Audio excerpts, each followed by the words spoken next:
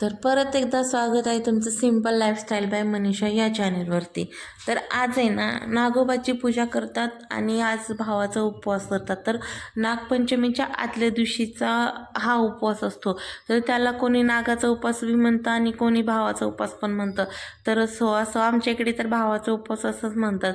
तर आज आहे ना खूप असं गावाकडे ना वारूळ वगैरे पुंजायला जातात। तर खूप छान असं तयार होऊन पूजेचं ताट वगैरे तयार करून वारूळ वगैरे पुंजायला जायचं। आणि लहानपणीच्या खूप आठवणी म्हणजे 2010च्या आधीचा जो काळ होता ना इतका छान होता ना, आणि तो काळ विसरू शकत नाही कोणी। म्हणजे लहानपणी खूप छान असं पूजा वगैरे किंवा असं सण असला ना खूप छान प्रकारे साजरा केला जातो।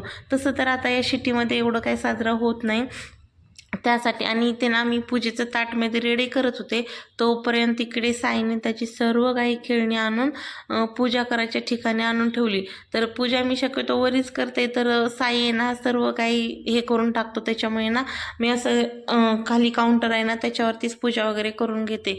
तर काही जरी कुठे जरी खाली असलं ना ते पूर्ण राडारपाटा करून टाकणार म्हणजे टाकणार। त्याने ना मी पूजेचे ताट रेडी करूच तर मध्ये बाहेर ना अष्टगंध असतो ना ओला, त्याचं पूर्णपणे हाताला डोक्याला सर्व लावून वाटोळं करून ठेवलं होतं। हे थोडं जरी डोळं जर चुकवली ना काहीतरी अस्तव्यस्त होतच असतं। तसं होते तर आमचं रोजचंच आहे। तर त्यानंतर ना माझी चालू होती पूजेची तयारी, तर मी पूजा करून घेत होते। तर इथे तर मी वारुळाला कुठे जाणं आपल्याला शक्य नाही आहे। तर इथे ना घरीच मी माझ्याकडे महादेवाची पिंड वगैरे आहे ना त्याच्यावरतीच असं नाग वगैरे आहे, तर मी त्याचीच पूजा करत होते। आणि तसं पण आता ना बाजारामध्ये ना शाडू मातीचे आयते पण भेटायला लागले, तर ते काही मी आणलं नव्हतं आणि माझ्याकडे हे आहे म्हणून मी काही ते आणलं नाही। तर आहे त्याचीच मी पूजा करत होते। तर इथं छान अशी पूजा वगैरे करून घेतली आणि फुलं वगैरे वाहिले, लाह्यांचा प्रसाद पण घेतला। आणि या ना ज्वारीच्या लाह्या पण खूप साऱ्या घरी आई ना भाजून म्हणजे ज्वारी भिजवून बांधून ठेवायची संध्याकाळी आणि दुसऱ्या दिवशी सकाळी खूप सारी भाजायची।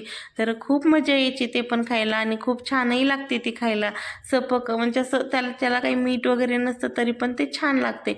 आणि त्यानंतर आहे ना आज मला ना फ्रीज वगैरे आवरून घ्यायचं होतं। तर मी तसं 4 ते 5 दिवसामध्ये म्हणजे जसं भाजीपाला आणलं ना तसं मी थोडंसं म्हणजे पुसून वगैरे घेते फ्रीज, पण असंच पूर्णपणे टोटली काढत नाही। जसं काही रिकाम होत असेल तर मग मी काढते आणि साफ करून घेते।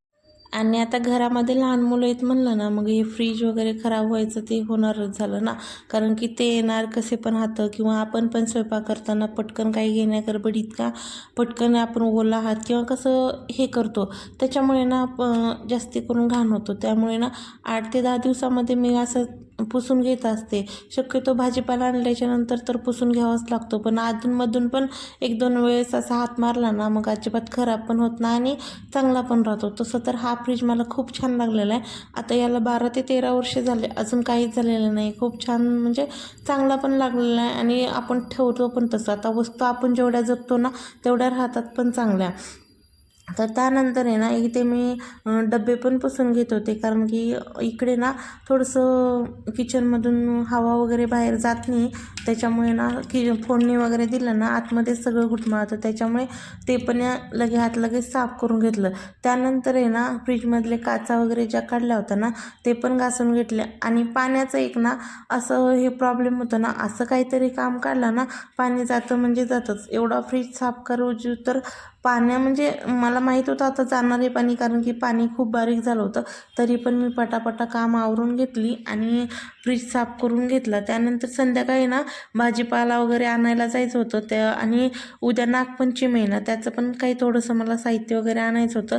त्यासाठी पण मला आता मार्केटला जायचं होतं, म्हणून म्हणलं चला आता फ्रीज साफ करून ठेवला ना तर संध्याकाळी आणल्याच्यानंतर भाजीपाला वगैरे लगेच साफ करून भरून ठेवता येतं। तर आजचा व्हिडिओ कसा वाटला कसा नाही कमेंट करून सांगा, आणि चॅनलवर नवीन असाल तर एक सबस्क्रायबर जरूर करा। भेटूया नेक्स्ट ब्लॉगमध्ये।